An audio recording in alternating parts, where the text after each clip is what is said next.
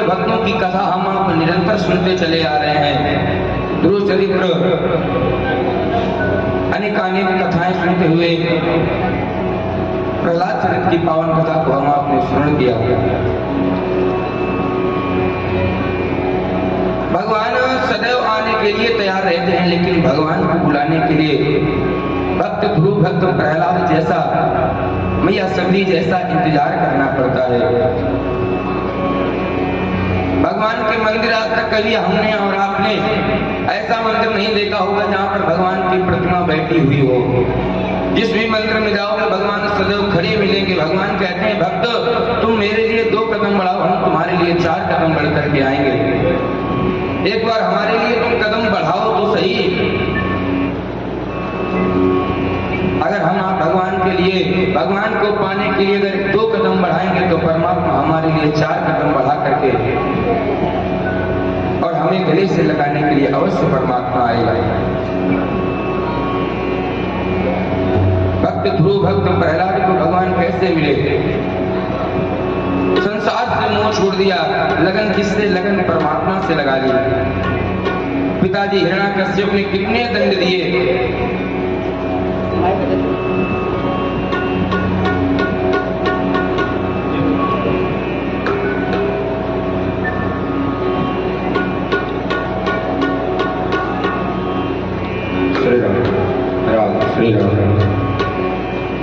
पिताजी हिरण्याकश्यप ने बहुत सारे दंड दिए, लेकिन भक्त ध्रुव ने भगवान का नाम लेना नहीं छोड़ा। जिसने अपनी सौंप दी प्रभु के हाथों डोर, उलझ कभी सकती नहीं जो पकड़े नंद किशोर। अरे एक बार परमात्मा के हाथों अपने जीवन की डोर सौंप के तो देखिए। भक्त प्रहलाद के लिए परमात्मा कहां से प्रकट हुए? भगवान के खंभे से भी प्रकट हो गए। ये भक्त का भाव है। भक्त के लिए परमात्मा क्या से क्या नहीं करते हैं। प्रबल प्रेम के पाले पड़कर, प्रबल प्रेम के पाले पड़कर प्रभु को नियम बदलते देखा। खुद का मान टले टल जाए, पर भक्त का मान न टलते देखा। एक बार परमात्मा को बुलाओ तो सही, परमात्मा दौड़े चले आते हैं, भागते हुए चले आते हैं। और जिसको परमात्मा मिल जाते हैं भैया, उसका नाम, उसका तो नाम ही नाम हो जाता है। देखिए भक्त ध्रुव जो आज भी आकाश मंडल में ध्रुव तारा के नाम से जाने जाते हैं। परमात्मा जिसके जीवन में एक बार आ जाते हैं उसे पूरा संसार जान जाता है। जिनको को नहीं जानत जग में, तिनको प्रभु आप जनावत हो। जिसको कोई नहीं जानता उसको परमात्मा जना देते हैं कि ये भी हमारा भक्त है। जिनको को नहीं जानत जग में, तिनको प्रभु आप जनावत हो। जब इतने काम किए तुमने, तब दीनानाथ कहावत हो। जिनके घर भोजन साक नहीं, तिन 56 भोग पवावत हो। जब इतने काम किए तुमने, तब दीनानाथ कहावत हो। अरे भैया ध्रुव प्रहलाद मैया सबरी जैसा इंतजार तो करो। भगवान हमारे लिए दौड़े चले आते हैं। आज राजन परीक्षित भगवान श्री सुखदेव जी से बड़ी ही सुंदर पावन कथाओं को श्रवण कर रहे हैं। श्री सुखदेव जी कहते हैं, प्रभु हमने स्वयंभू मनु के वंश के वर्णन विस्तार पूर्वक सुन लिया। हमने स्वयंभू मनु का वंश का वर्णन विस्तार पूर्वक सुन लिया। प्रभु और कितने मनु हुए, कृपया करके हमें उन मनुओं की, कौन कौन से मनु हुए, कितने मनु हुए, हमें बतलाने की कृपा कीजिए। श्री सुखदेव जी कहते हैं, स्वयं भुवस्य गुरुः वंशोऽयं विस्तराच्युतः यत्र विश्वसृजां सर्गो मनुरन्यान् वदश्वना। परीक्षित कहते हैं, प्रभु हमने स्वयं मनु के वंश का विस्तार पूर्वक वर्णन कर लिया। अन्य कितने मनु हुए, कृपया करके हमें आगे की कथा सुनाने की कृपा कीजिए। सुखदेव भगवान कहते हैं, राजन परीक्षित, अब तक 6 मनु हो चुके हैं। अब तक 6 मनु हो चुके हैं, जिनमें से तुमने प्रथम जो मनु हुए वो स्वयंभू मनु हुए, जिनके वंश का विस्तार पूर्वक वर्णन तुमने सुना। दूसरे मनु कौन हुए? दूसरे मनु अग्नि के पुत्र सारुचिष मनु हुए। और तीसरे पुत्र प्रियव्रत, दूसरे मनु हुए प्रियव्रत के पुत्र उत्तम, उत्तम नाम के मनु हुए तीसरे। और चौथे मनु हुए उत्तम के जो भाई तामस नाम के मनु।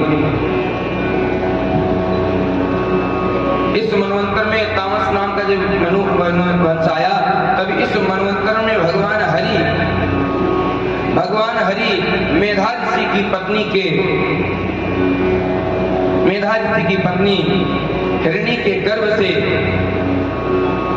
हरि अवतार लेकर के प्रकट हुए और गज और ग्राह का उद्धार किया। आज जब राजन परीक्षित ने यह सुना, प्रभु भगवान तो सर्व सामर्थ्यवान है, तो भगवान को गज और ग्राह के लिए अवतार लेकर के आना पड़ा। प्रभु हमें ये कथा सुनाने की कृपा कीजिए। गज और ग्राह कौन थे पूर्व जन्म के? पूर्व जन्म में ये कौन थे जिनके कारण भगवान को हरि अवतार लेकर के आना पड़ा? सुखदेव भगवान कहते हैं, आसीत गिरवरो राधे, आसीत गिरवरो राधे, त्रिकूट विश्रुता, क्षीरोदेना व्रता श्रीमान, योजना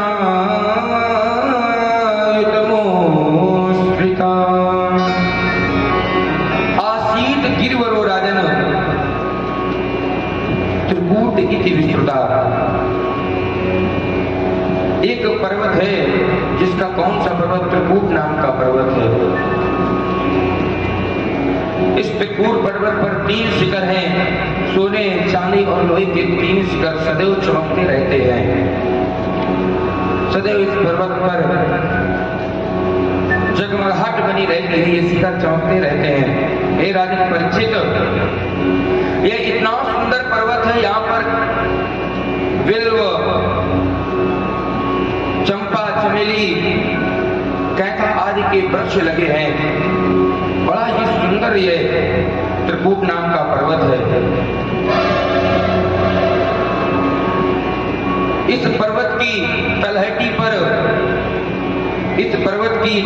के पास में इंद्र का ऋतुमान नाम का उद्यान है। और इस पर्वत में रहता कौन है? अनेक जीव जंतु रहते हैं और यहाँ पर एक गज रहता है, एक हाथी इस पर्वत पर रहता है अपने परिवार के साथ में। देखिए, पहले हमें यह समझना चाहिए गजेंद्र है कौन।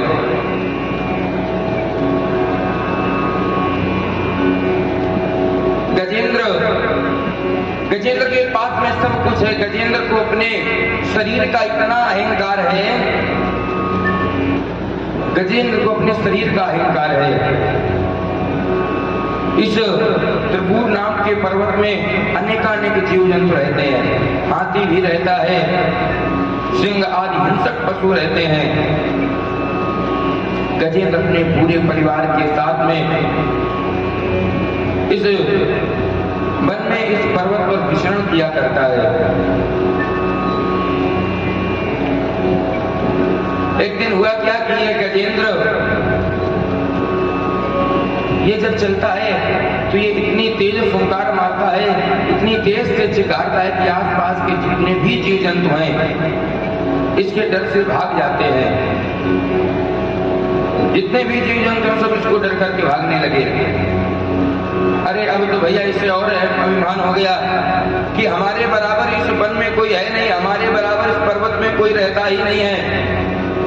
इस गजेंद्र को अपने ऊपर अभिमान पे अभिमान होता चला जा रहा है। इसको बहुत अभिमान था अपने ऊपर। एक दिन की बात है, जेठ आषाढ़ का महीना था, बहुत तेज धूप थी। तेज धूप होने के कारण इसे क्या, इसे प्यास लगी। इतनी तेज प्यास लगी कि ये अब रुक नहीं पा रहा है और प्यास बुझाने के लिए उसी पर्वत में एक सरोवर बना है, उस सरोवर के पास जा रहा है। साथ में अपनी रानियों को लेकर के, अपने बच्चों को लेकर के चला जा रहा है। अरे अगर गजेंद्र के बच्चे कह देते हैं पिताजी हमें उस वृक्ष का वो फल चाहिए, तो गजेंद्र अपनी सूंड से उस फल को तोड़ करके अपने बच्चों को खिलाता है।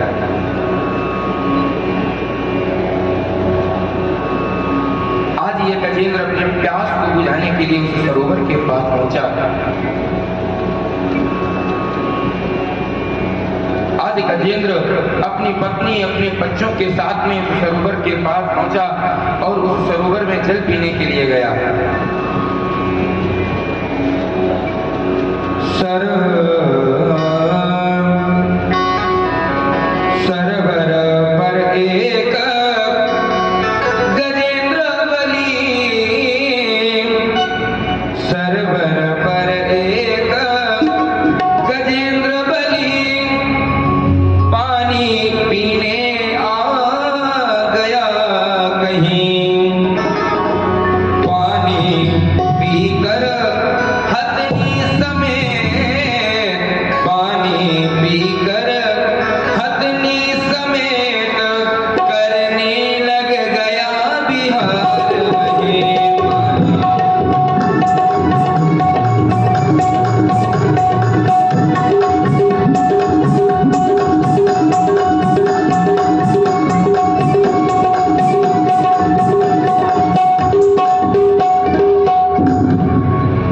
गजेंद्र सरोवर के पास पहुंचा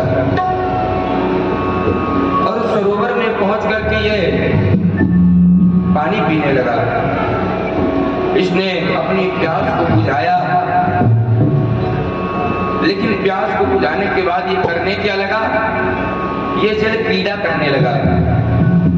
और वो जल कैसा था, वो बड़ा ही स्वच्छ जल था। उसमें कमल आदि के फूल खिले थे उस सरोवर में।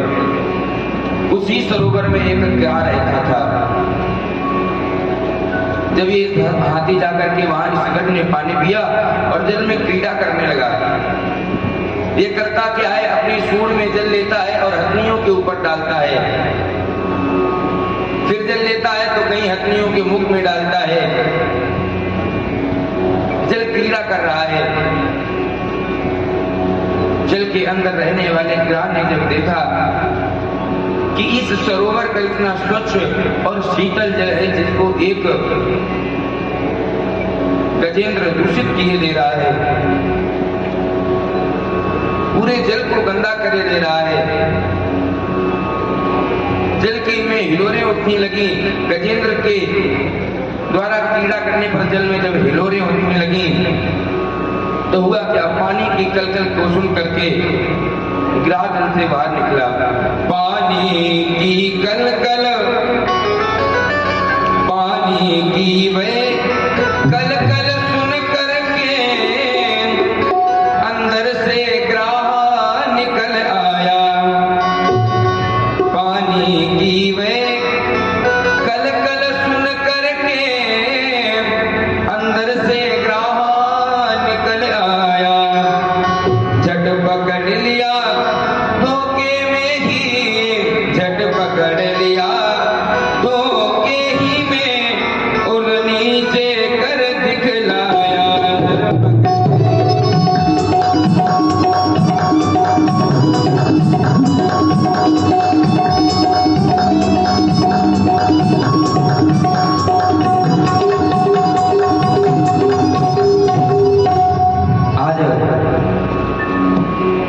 सरोवर से बाहर निकला और इस गजेंद्र का पैर पकड़ लिया। जब आज इस ग्राह ने इस गजेंद्र का पैर पकड़ा तो गजेंद्र ने विचार किया, रे हमसे बराबर का कोई यहाँ है ही नहीं, हमें कौन जी सकता है, अरे छोटा मोटा जीव है, हम क्रीड़ा कर रहे हैं और जब क्रीड़ा कर लेंगे खेल लेंगे तो उसके बाद निकल जाएंगे। ऐसा इसने विचार किया, ये निरंतर जल क्रीड़ा करता रहा, लेकिन गजेंद्र क्रीड़ा तो करता रहा लेकिन जो उसके अंदर ग्राह है वह इसका पैर पकड़े है। अब गजेंद्र ने क्या देखा कि बहुत समय बीत गया और ये जीव हमारा पैर नहीं छोड़ रहा है। अब तो गजेंद्र भयभीत होने लगा, ये अपने आप को निकालने की कोशिश कर रहा है जल से, लेकिन उस समय जल में कौन है,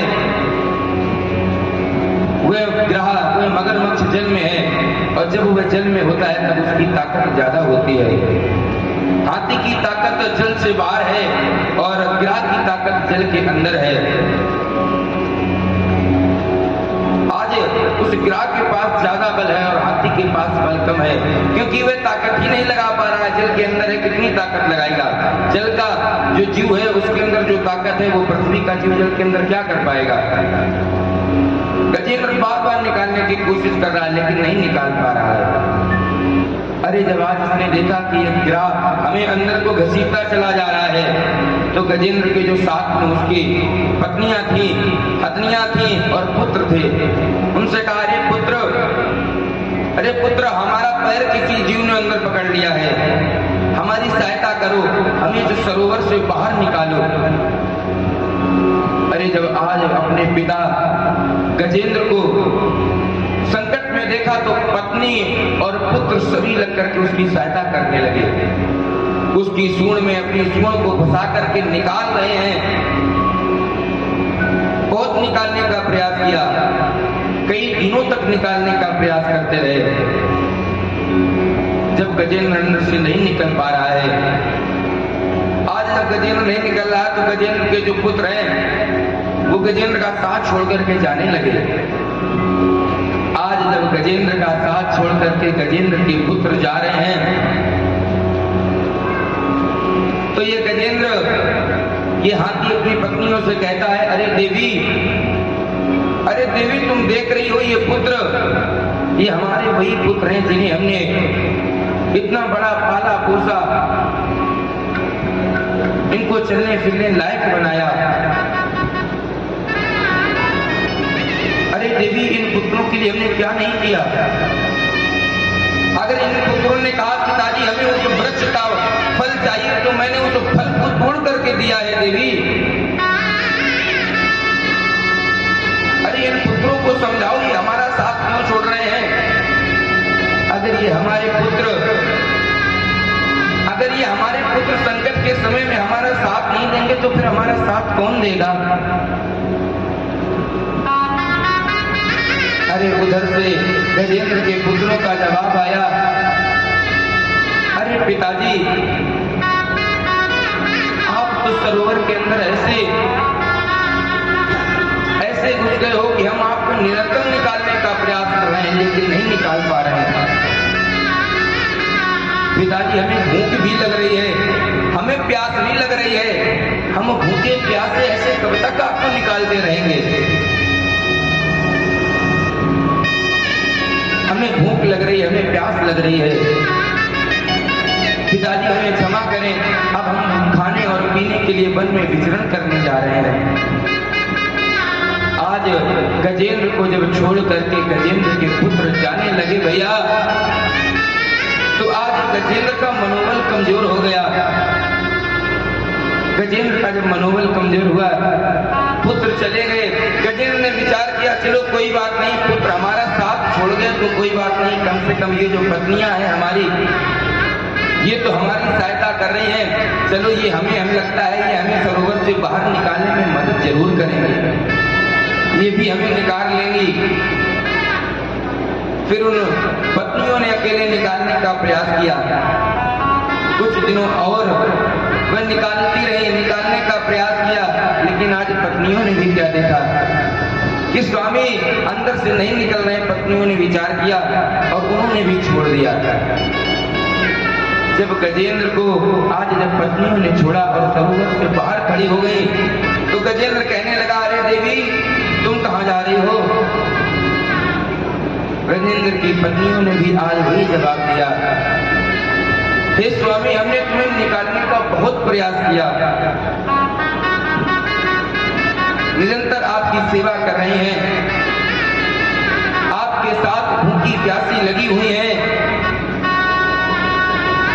लेकिन प्रभु अब हमारे अंदर सामर्थ्य नहीं रह गई है कि हम आपकी सहायता कर सकें। आज जब उन पत्नियों ने भी गजेंद्र का साथ छोड़ दिया, तो गजेंद्र सोचने लगा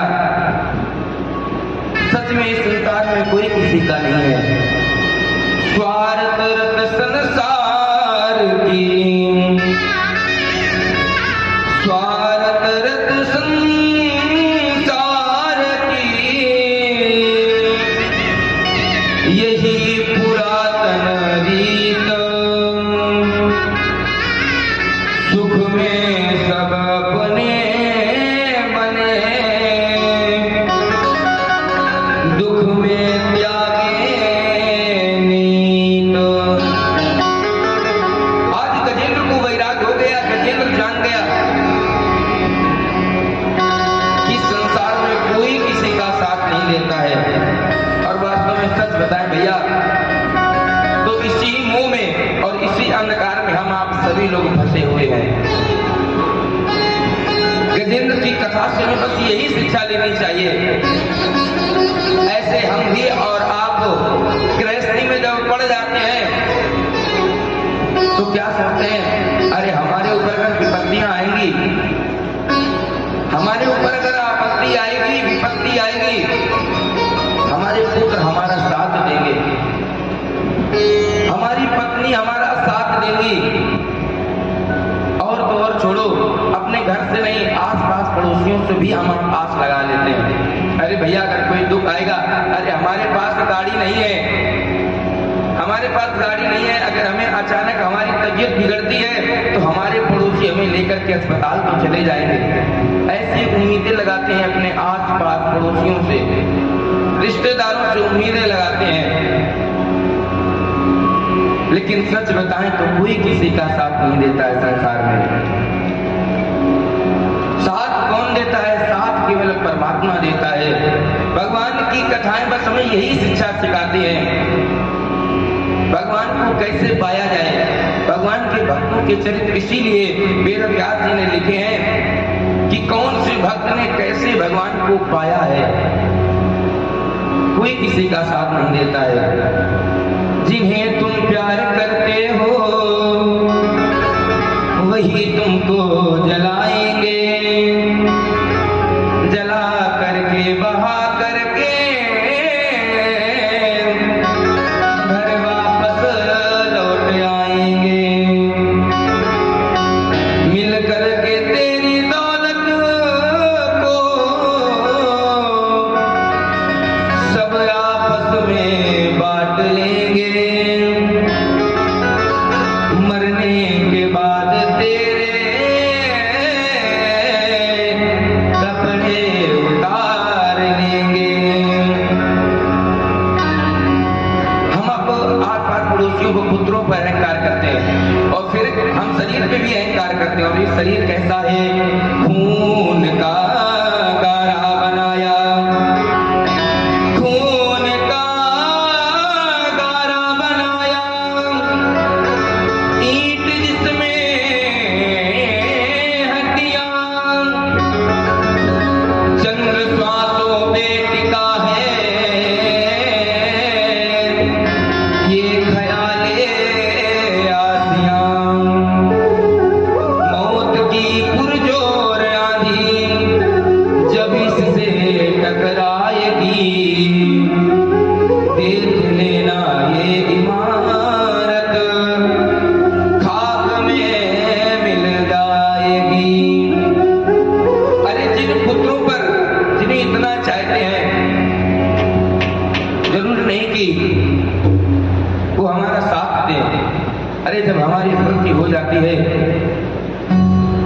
तो जिन पुत्रों पर हम सबसे ज्यादा भरोसा करते हैं वही पुत्र तहसील में जाकर के कहते हैं, मृत्यु प्रमाण लगा करके, मृत्यु प्रमाण पत्र लगा करके कि अब हमारे पिताजी की जगह पर हमारा नाम लिख दीजिए, सारी जायदाद हमारे नाम कर दीजिए। अब हमारे पिताजी क्या स्वर्ग को सिधा रहे हैं। अरे किसके लिए हम आप कमाते हैं? पुत्रों के लिए। पूरा जीवन इसी में निकाल देते हैं और अंत में मिलना क्या होता है? कुछ नहीं। इसीलिए परमात्मा को भजो। साथी है मित्र गंध के जल बिंदु पान तक, अर्धांगनी बढ़ेगी केवल मकान तक। परिवार के सब लोग चलेंगे शमशान तक, बेटा भी हक निभाएगा तो अग्नि दान तक। जितने भी साथी रिश्तेदार होते हैं, जब हमारी आखिरी मृत्यु होती है तो मरघट तक तो जाते हैं। ये पक्षी जो है, ये हंस ये अकेला ही जाता है। आज गजेंद्र को वैराग्य हो गया। गजेंद्र जान गया कि संसार में कोई किसी का साथ नहीं देता है। आज गजेंद्र ने तुरंत भगवान को ध्यान किया। गजेंद्र जान गया कोई किसी का साथ नहीं देता है। आज इसकी आशा टूट गई, सांसारिक लोगों से, परिवार के लोगों से इसकी आशा टूट गई। अरे जब जान लिया कि अंधेरा है, जब जान लिया कि अंधेरा है, आशा टूटी उजियारे की। जब जान लिया कि अंधेरा है, आशा टूटी उजियारे की। विपदा की उस मझधारा में सुध आई मुरलिया वाले की।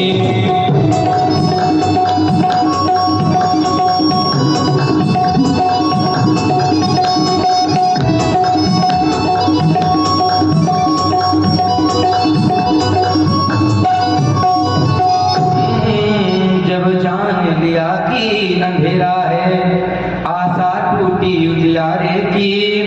विपदा की उस मझधारा में सुध आई मुरलिया वाले की। आज इसने परमात्मा को ध्यान किया। देखिए, जब इसने भगवान का ध्यान किया तो किया क्या परीक्षित जी? ये किसी को नहीं जानता है। ना गजेंद्र ने राम को बुलाया, ना कृष्ण को बुलाया, ना ब्रह्मा को बुलाया। गजेंद्र ने बुलाया किसको है? गजेंद्र ने कहा, ओम नमो भगवते तस्मै, ओम नमो भगवते तस्मै, यतेत चिदात्मकं पुरुषायाद बीजाय परिसायाय धीमहि। गजेंद्र ने किसी भी देवता का नाम नहीं लिया। गजेंद्र ने क्या कहा? गजेंद्र ने स्तुति कर रहा है। गजेंद्र कह रहा है, जो इस सृष्टि के, जो इस जगत के पालन करता है, जिन इस सृष्टि के मूल कारण हैं, जो इस सृष्टि के मूल हेतु हैं, जिनसे यह पूरी सृष्टि पल रही है, उन प्रभु का मैं ध्यान करता हूं, आकर के मेरी रक्षा कीजिए।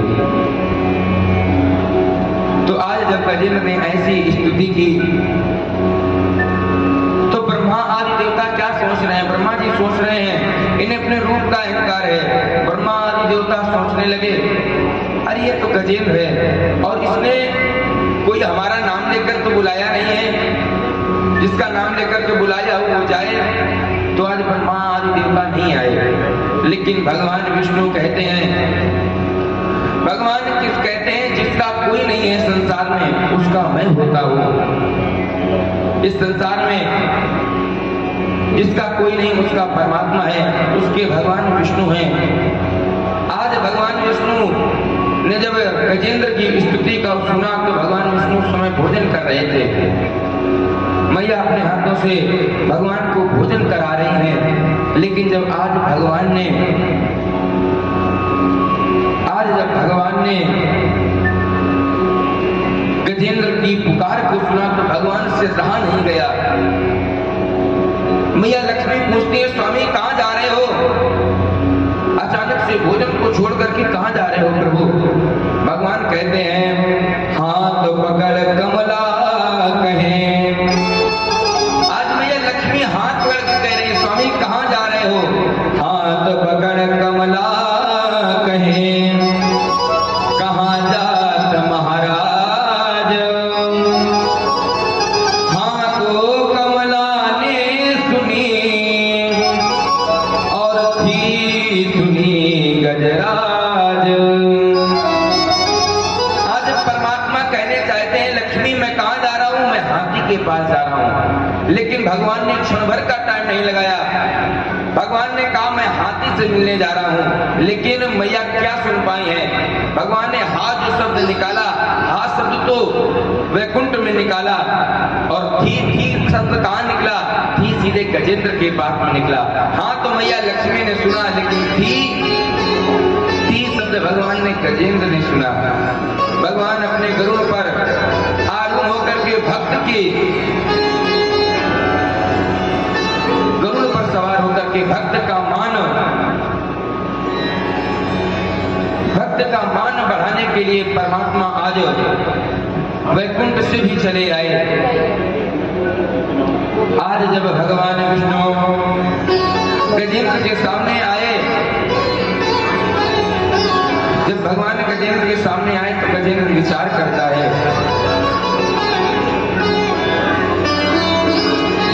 गजेंद्र विचार करने लगा कि मैं इनको क्या समर्पित करूं? हमारे पास देने के लिए है ही क्या? जो परमात्मा सर्व समर्थ है, इसमें क्या समर्पित करूं? रत्नाकर स्वाम ग्रहं पत्नी च पद्मा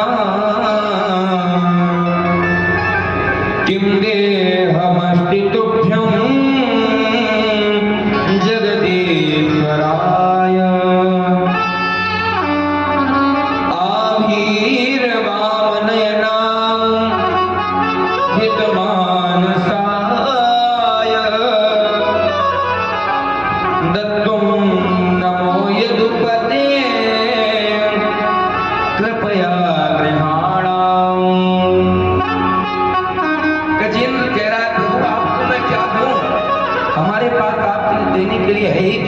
रत्नाकर स्वाम। प्रभु आप जहां रहते हो, आप कहां रहते हो? क्षीर सागर में रहते हो।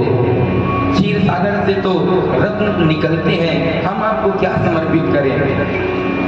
पद्मा पत्नी च पद्मा। अगर हम आपको लक्ष्मी भी देना चाहें तो मैया लक्ष्मी आपके पास में पहले से विद्यमान है, हम आपको क्या दें? गजेंद्र ने विचार किया कि इनके पास सब कुछ है, एक चीज नहीं है। वो कौन सी चीज है जो परमात्मा के पास नहीं है? गजेंद्र विचार कर रहे हैं। गजेंद्र कह रहे हैं कि जब भगवान व्रज में रहते थे, ब्रज की गोपियों ने इनका मन हर लिया। भगवान का मन ब्रज की गोपियों ने चुरा लिया। तो भगवान के चरणों में मन समर्पित करने के लिए गजेंद्र ने उसी सरोवर में लगे हुए एक कमल के पुष्प को तोड़ लिया। कमल के पुष्प को एक और बात कही जाती है, कमल के पुष्प का एक दूसरा नाम है सुमन।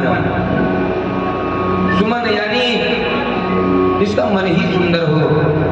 ऐसे सुंदर मन के साथ में उस कमल रूपी पुष्प को लेकर के गजेंद्र ने अपना मन परमात्मा को सौंप दिया। और जब परमात्मा को मन सौंपा और परमात्मा से कहने लगे गजेंद्र कहता है, प्रभु अब हमारी रक्षा करो प्रभु, इस संकट से हमारी रक्षा करो। ये हमारे ऊपर जो भारी संकट आया है, इससे रक्षा करो। बड़ी सुंदर चौपाई रामचरितमानस में आई है। पूज्य गोस्वामी दास जी ने बड़ी सुंदर चौपाई लिखी है। गजेंद्र कह रहा है, दीन दयाल विरग संभारे, दीन दयाल विरग संभारे, दीन दयाल विरग संभारे, दीन दयाल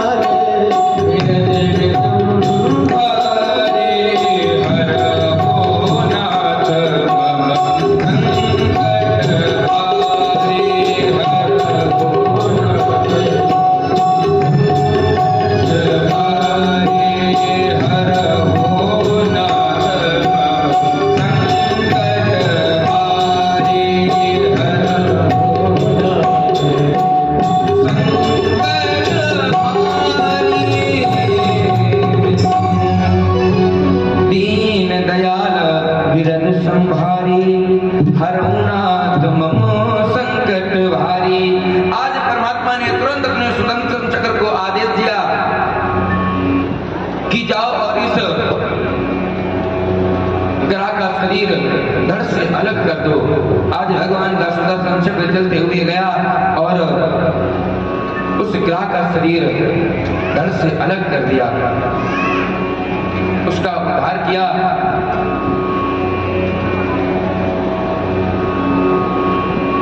भगवान कहते हैं कि जो हमारे भक्त के एक बार चरण पकड़ लेता है, हमारी सेवा करे या ना करे, हमारी पूजा करे या ना करे, अगर एक बार मानव ने, एक बार जीव ने हमारे भक्त का पैर पकड़ लिया तो भगवान अपने भक्त का उद्धार बाद में करते हैं, लेकिन जो भक्तों के पैर पकड़ लेता है भगवान उसका पहले उद्धार कर देते हैं। देखिए, बुलाया तो गजेंद्र ने था, लेकिन भगवान ने उद्धार पहले किसका किया? भगवान ने उद्धार ग्राह का किया, ग्राह को मुक्ति दी पहले। भगवान की पूजा करो ना करो, लेकिन भगवान के भक्तों को कभी अपशब्द नहीं कहने चाहिए। भगवान के भक्तों से प्रेम करना चाहिए, भगवान उतने में ही प्रसन्न हो जाते हैं। तो बस भगवान के भक्तों से एक बार अच्छे से राम राम तो कर लो। जो भगवान के भक्तों का अपमान करते हैं, जो भगवान के भक्तों का अपराध करते हैं, भगवान उसे दंड देते हैं। आज भगवान ने ग्राह का उद्धार किया। हे राजन परीक्षित, ये गजेंद्र ग्राह अगले जन्म के थे कौन? हे परीक्षित, ये जो ग्राह है ये अगले जन्म का कौन है? ये हुहू नाम का गंधर्व है। हुहू नाम का गंधर्व है, इसका काम है लोगों को हंसाने का। ये लोगों को हंसाने का काम किया करता है। एक दिन हुआ क्या, एक दिन देवन मुनि एक सरोवर में स्नान कर रहे थे और ये उस सरोवर में अंदर ही अंदर गया और देवन मुनि का पैर पकड़ लिया। अरे जब देवन मुनि का इसने पैर पकड़ लिया तो देवन मुनि ने इसे श्राप दे दिया, रे दुष्ट, तुम ग्राह की भांति पैर पकड़ रहे हो, जाओ तुम ग्राह हो जाओ। आज जब इसको ऐसा श्राप लगा तो ये महात्मा के चरणों में गिर करके विनती करने लगा, प्रभु हम अज्ञानी हैं, हमारा काम हंसाने का है सभी को, तो हमने हास्य भाव से आपका पैर पकड़ लिया, प्रभु हमारा उद्धार कैसे होगा? तो देवन मुनि कहते हैं अब तो तुम्हें श्राप लग गया है, जाओ तुम्हारा उद्धार हो जाएगा। तुम पृथ्वी में जाकर के भगवान के भक्तों के पैर पकड़ते रहना, जो भी आवे तुम्हारे पास भगवान के पैर पकड़ लेना, तुम्हारी मुक्ति हो जाएगी। तो आज ये वही ग्राह है जिसको देवन मुनि का श्राप लगा था पैर पकड़ने का, ये सबके पैर पकड़ा करता था। आज भगवान ने जब गजेंद्र के पैर गंधर्व ने पकड़े तो भगवान ने आकर के इस ग्राह की मुक्ति की। और ये हाथी अगले जन्म का कौन था? ये गजेंद्र कौन था? गजेंद्र अगले जन्म का इंद्रद्युम्न नाम का राजा था। ये बाल्यकाल से ही इसने अपने राज्य को छोड़ करके और वन में जाकर के भगवान की संध्या वंदन तपस्या किया करता था, भगवान का भजन किया करता था। लेकिन इसको अभिमान था अपनी तपस्या पर। एक दिन उसी वन से महात्मा अगस्त अपने शिष्यों के साथ में निकले, शिष्यों के साथ निकले जा रहे थे तो इस इंद्रद्युम्न नाम के राजा ने सोचा अरे ये महात्मा आ रहे हैं, हमें इनका स्वागत करना पड़ेगा, सम्मान करना पड़ेगा, चलो इससे अच्छा नेत्र बंद करके बैठ जाते हैं। आज ये अभिमान से भरा हुआ जब नेत्रों को बंद करके बैठ गया, अगस्त मुनि जान गए। अगस्त मुनि ने श्राप दे दिया,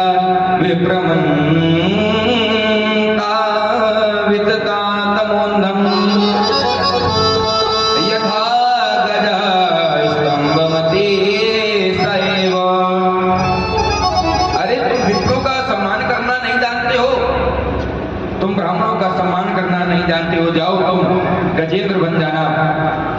जब ये हाथी बन गया तो इसने पूछा हमारी मुक्ति कैसे होगी? तो महात्मा ने कहा तुम भी भगवान भजन करते रहना, तुम्हारी मुक्ति हो जाएगी। तो इस गजेंद्र का भी भगवान ने उद्धार किया। और आइए आगे की पूज्य कथा अपने पूज्य गुरुदेव भगवान के मुखार बिंदु से श्रवण करेंगे। बोलिए वृंदावन बिहारी लाल की जय। सभी लोग अपने स्थान पर खड़े हो जाएंगे।